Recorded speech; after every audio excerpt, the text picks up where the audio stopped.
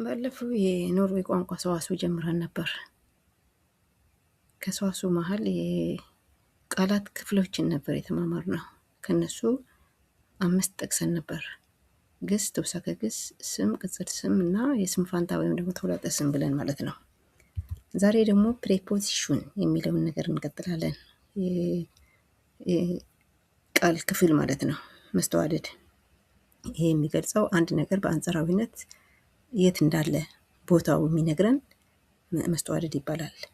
ፕሬፖዚሽን በስክሪበር ቡርን ወበፊንርሳይ በአንጻራዊነት የአንድ ነገር አቀማመጥ የሚገልጽልን ቃል ክፍል መስተዋደድ ይባላል። እነዚህ ምን አይነት ቃላት ናቸው ስንል እዚህ ትንሽ ጠቅሰናል። ኢ፣ ፖ፣ ኡነር፣ ቬ፣ ባክ የሚሉት ሁሉ መስተዋድዶች ናቸው። ኢ ስንል ውስጥ ማለት ነው። አንድ ነገር ከሆነ ነገር ውስጥ አለ ማለት ነው። ፖ ላይ ማለት ነው። ኡነር በታች፣ ቬ ደግሞ አጠገብ፣ ባክ ጀርባ ማለት ነው። ለምሳሌ ካትን ሲተር ፖ ቦረ፣ ድመቷ ጠረጴዛ ላይ ተቀምጣለች። ፖ የሚለው አሁን መስተዋድድ ነው፣ ላይ ማለት ነው።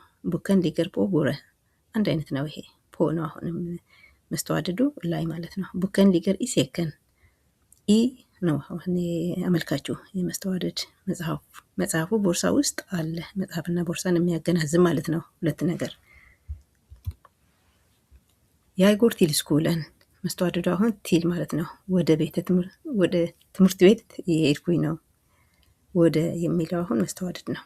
ሃንስቶር ባክ ዶረን፣ ባክ ማለት ነው። አሁን ደግሞ እሱ ከመዝጊያው ጀርባ ቆመዋል።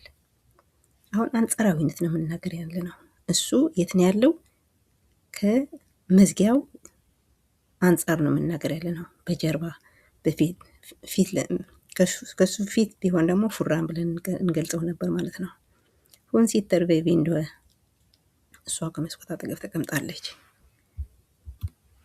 አሁን ስናጠቃልል መስተዋደድ አጠቃቀሙ ህግ የለውም።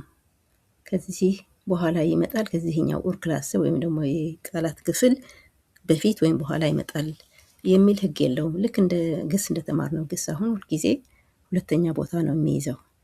ቅጽል ስም ደግሞ ከስም በፊት እንደሚመጣ ተምረናል። ይሄ እንደ ህግ ነው። እዚህ መስተዋደድ ግን ህግ የለውም። መማር የምንችለው በመናገር፣ በመጻፍ፣